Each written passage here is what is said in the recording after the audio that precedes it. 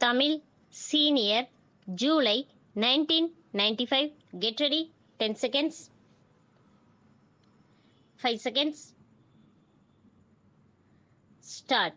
தலைவர் அவர்களே, உணவு கொள்கை மீதான விவாதத்தில் கலந்து கொண்டு என் கருத்துக்களை தெரிவிக்க வாய்ப்பு கொடுத்தமைக்கு முதலில் என் நன்றியை தெரிவித்துக் கொள்ளுகிறேன். இந்த முக்கியமான பொருள் பற்றி பேசுவதற்கு உறுப்பினர்கள் அனைவருக்கும் அவர்கள் விரும்பும் அளவுக்கு நேரம் அளிக்கப்பட்டதை தெரிவித்துக் கொள்ள விரும்புகிறேன். நிதி அமைச்சர் அவர்கள் நேற்றைய தினம் இது பற்றி மிக சிறந்த முறையில் தன்னுடைய கருத்துக்களை தெரிவித்தார்கள். அவருக்கு என்னுடைய நன்றியை தெரிவித்துக் கொள்ள கடமைப்பட்டுள்ளேன். உணவு பிரச்சனை பற்றி பொது மக்களிடையே பல்வேறு அபிப்பிராய பேதங்கள் ஏற்பட்டுள்ளதை நாம் அனைவரும் நன்கு அறிவோம். ஆனால் இவை தவறானவை என்பதை நிரூபிக்க அரசு எல்லாவிதமான நடவடிக்கைகளையும் மேற்கொண்டு வந்ததை நீங்கள் அனைவரும் அறிவீர்கள். உணவு கொள்கையில் ஏதோ பெரிய அளவில் மாற்றங்கள் செய்ய அரசு முடிவு செய்திருப்பதாக பல உறுப்பினர்கள் தெரிவித்தார்கள். அவர்கள் அச்சத்திற்கு எந்த வகையிலும் ஆதாரமில்லை. ஆனாலும் ஆங்காங்கு சிறு சிறு மாற்றங்களை செய்ய அரசு கருதியுள்ளது. அரசின் அடிப்படை கொள்கைக்கும் இவற்றுக்கும் எந்தவித சம்பந்தமும் இல்லை என்பதையும் இந்த சமயத்தில் தெரிவித்துக் கொள்ள விரும்புகிறேன். கடந்த சில ஆண்டுகளாக உணவுத்துறை பல்வேறு பிரச்சனைகளை எதிர்த்து சமாளிக்க வேண்டியிருந்தது. இந்த அரசும் சிறு சிறு தவறுகளை செய்திருக்கலாம். அவற்றை நாங்கள் மறுக்கவோ மறைக்கவோ விரும்பவில்லை. அப்படி செய்வதால் எந்த பயனும் ஏற்படாது என்பதும் எங்களுக்கு தெரியும். ஆனால் அரசு கடந்த பல ஆண்டுகளாக மேற்கொண்ட நடவடிக்கைகள் காரணமாக கடுமையான இந்த பிரச்சனையை நாங்கள் வெற்றிகரமாக சமாளித்துள்ளோம் என்பதை உறுப்பினர்கள் ஒப்புக்கொள்வார்கள் என்பதில் எங்களுக்கு நம்பிக்கை இருக்கிறது. இந்த விவாதத்தில் கலந்து கொண்டு பேசிய உறுப்பினர்கள் தங்கள் தொகுதி முன்னேற்றம் பற்றியும் பேசினார்கள். அவ்வாறு அவர்கள் பேசியது நியாயமானது என்பதில் கருத்து வேறுபாடு இல்லை. இருப்பினும் நாம் எப்போதும் இந்தியாவின் முன்னேற்றத்தில் கண்ணும் கருத்துமாக இருக்க வேண்டும் என்பதை சுட்டிக்காட்ட விரும்புகிறேன்.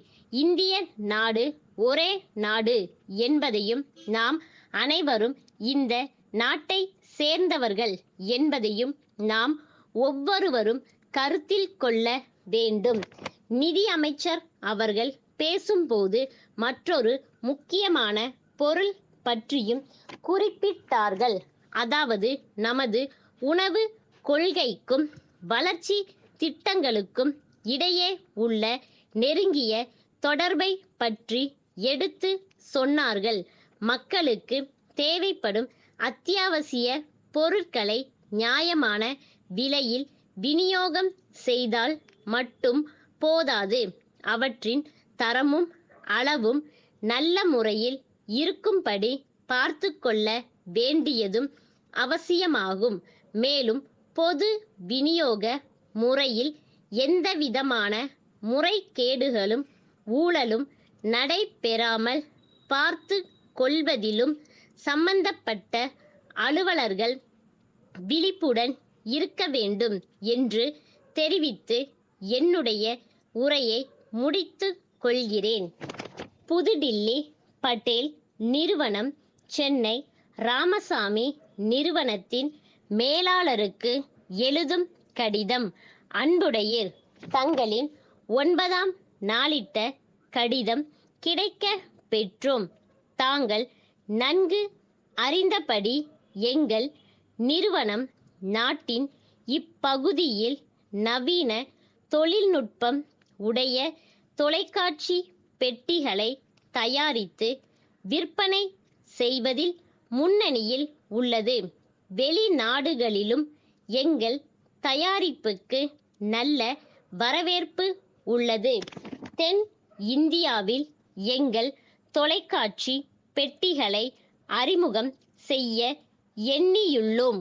இதற்காக எங்கள் விற்பனை நிலையம் அமைக்க சென்னையின் மைய பகுதியில் வசதியான கட்டடம் ஒன்றை விலைக்கு வாங்குவதற்கு ஏற்பாடு செய்யும்படி தங்களை கேட்டிருந்தோம். அதன்படி தங்கள் கடிதத்தில் தெரிவித்துள்ள அண்ணா சாலை கட்டடம் எங்கள் தேவைக்கும் வசதிக்கும் ஏற்றபடி அமைந்துள்ளது என்பதை மகிழ்ச்சியுடன் தெரிவித்துக் கொள்கிறோம். எங்கள் பொறியாளர் ஓரிரு தினங்களில் சென்னைக்கு வந்து தங்களை சந்தித்து கட்டடம் சம்பந்தமான ஆவணங்களை பரிசீலித்து விலையை நிர்ணயம் செய்வார். அதன்பின் எங்கள் நிர்வாக குழுவின் ஒப்புதல் பெறுவதற்கு தக்க ஏற்பாடுகள் செய்யப்படும் என்பதை தெரிவித்துக் கொள்கிறோம். தங்கள் நம்பிக்கையுள்ள ஸ்டாப்.